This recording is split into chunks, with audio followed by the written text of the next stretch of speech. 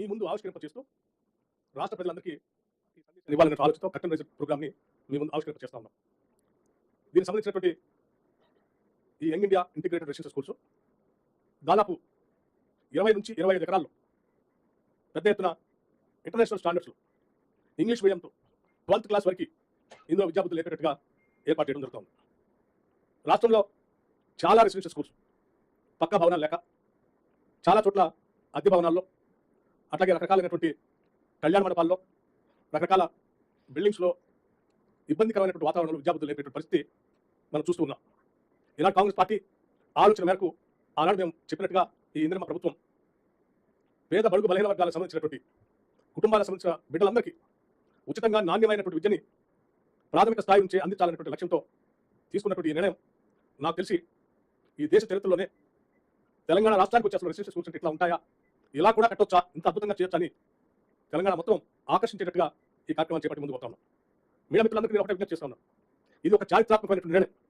ఈ నిర్ణయాన్ని ప్రజలందరూ దృష్టికి తీసుకొని వచ్చి వారి బిడ్డలందరినీ కూడా ఇటువంటి ఉన్నతమైన ప్రమాణాలతో కూడినటువంటి రెసిడెన్షియల్ స్కూల్స్ చదివించుకునే కార్యక్రమానికి వారు కూడా నాంది పలకాలని, ఈ పాఠశాలలో చేర్పించడానికి పెద్ద ఎత్తున ప్రోత్సహించాలని వాళ్ళ బిడ్డలని చెప్పి వారు కూడా నేను విజ్ఞప్తి చేస్తూ, ఈ పాఠశాలకు సంబంధించి మేము గతంలోనే కలెక్టర్స్ కాన్ఫరెన్స్ జరిగినప్పుడు ఆనాడు ముఖ్యమంత్రి గారు లేకపోతే నాతోటి మంత్రి వర్గ సహచరులందరూ కూడా జిల్లా కలెక్టర్లందరూ కూడా స్పష్టంగా చెప్పాం, త్వరితగతిన ఈ ఇంటిగ్రేటెడ్ రెసిడెన్షియల్ స్కూల్స్ కట్టాలి. 20 నుంచి 25 ఎకరాల ఆయా శాస్త్ర నియోజకవర్గాలు సాధ్యమైనంత మేరకు స్థలాన్ని సేకరించి తొందరగా పంపిస్తే మేము ఈ సంవత్సరమే దాదాపు అన్ని శాస్త్ర నియోజకవర్గాల్లో అట్లీస్ట్ ప్రతి శాస్త్ర నియోజకవర్గానికి ఒక ఇంటిగ్రేటెడ్ రెసిడెన్షియల్ స్కూల్ని కట్టాలని, అంతిమంగా ఇంకా పెద్ద ఎత్తున సంఖ్య పెంచుకుంటూ పోవాలనే ఆలోచనతో మేము వారందరూ కూడా స్పష్టంగా చెప్పడం జరిగింది.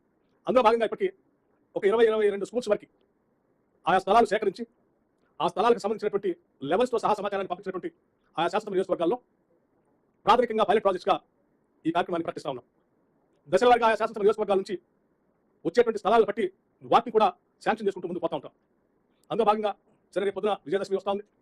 పండుగ పర్వదినం మనందరికీ ఆనందంగా ఉండాలనేటువంటి ఆలోచన, ఆ పండుగను దృష్టిలో పెట్టుకుని ప్రత్యేకంగా ముఖ్యమంత్రి గారు నాకు స్పష్టంగా చెప్పి పండుగ కంటే ముందే ఈ రెసిడెన్షియల్ స్కూల్స్ అన్నింటి కూడా మనం భూమి పూజ కార్యక్రమాన్ని చేసి కన్స్ట్రక్షన్ యాక్టివిటీ చేపట్టేట్టుగా త్వరితగతిన నిర్ణయం జరగాలని చెప్పి ప్రత్యేకంగా వారి దృష్టి సారించి వారి సందేశం ఇచ్చిన తద్వారా వారి పర్యవేక్షణలో వీటన్నిటిని ఏర్పాటు చేసి ఈరోజు మీ ముందు ఈ ప్రజెంటేషన్ని ఇవ్వబోతా ఉన్నాం.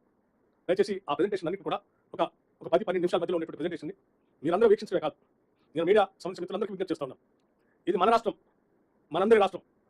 మన పిల్లల బంగారు భవిష్యత్తు కోసం రాష్ట్రం పెద్ద ఎత్తున నిధులు సేకరించి ఇటువంటి రెసిడెన్షియల్ స్కూల్స్ కట్టుకుంటూ ముందుగా ఈ కార్యక్రమాన్ని విరివిగా కొద్దిగా పాజిటివ్ థింకింగ్తో ప్రాచుర్యం కల్పించి ప్రజల మధ్య తీసుకుని వెళ్ళవలసిందిగా నేను మీ అందరికీ నేను విజ్ఞప్తి చేస్తా ఉన్నాను. అలాగే ఆ మీడియా సంస్థల యజమానులు కూడా విజ్ఞప్తి చేస్తా ఉన్నాను. దయచేసి ఆ ప్రజెంటేషన్ని స్టార్ట్ చేయవలసిందిగా మనం please.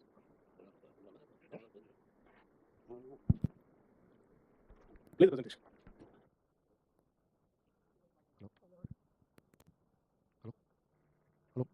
Hello. Yes. Good morning, everyone.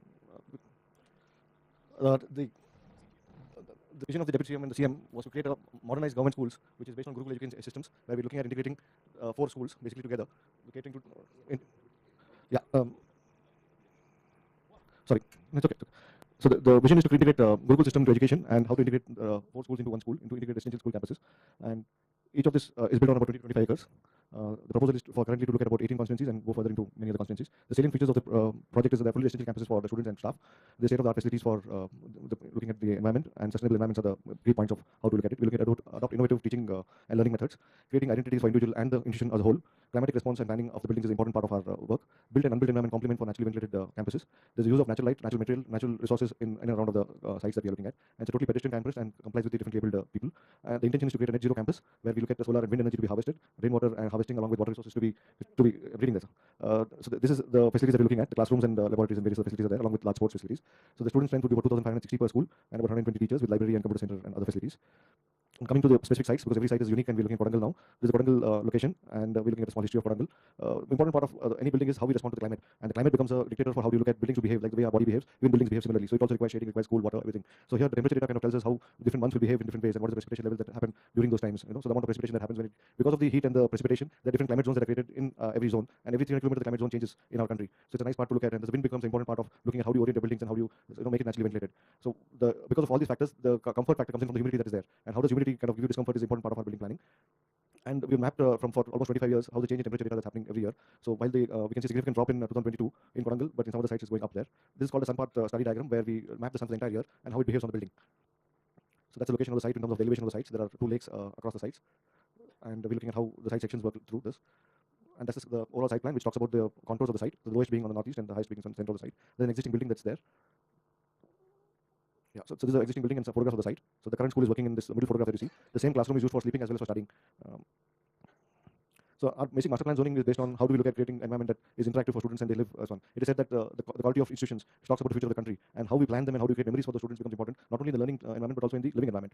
So here we looked at the central access to be created with the central access that is created over there, and that's the open field that we're looking at the cricket ground. Over there we have the educational academic part. Down we have another sports field. This side we have the hostel facilities on that side, and the existing building kind of is repurposed. So this is the master plan, where the master plan for the integrated campus addresses very need for relating to teaching, residing, playing, working, etc. by taking into consideration the climatic condition of the site, and the campus tries to bring together different communities under common umbrella of integrated school, providing this community an access to quality education and state-of-the-art facilities. Yes, so this is the planning which talks about how the behaviors will be of different people and how we can come about.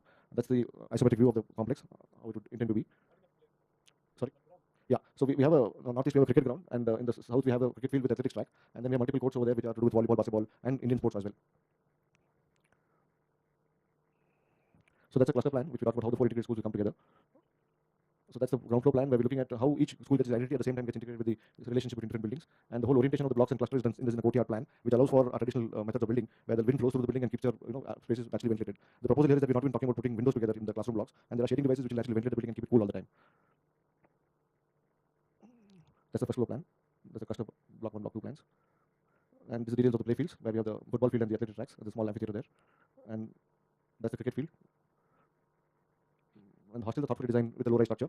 Each of them create their own identity. It's similar to a street network that we have in our cities. It creates memories of different places and how you find yourself combining with other people. Each dormitory is accommodating about 12 people, with its toilet facilities attached to it close by.